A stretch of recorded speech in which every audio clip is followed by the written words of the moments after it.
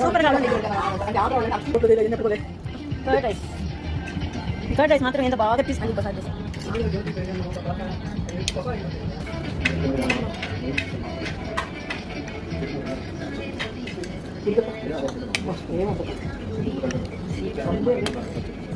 Last final touch పేరు కనడం.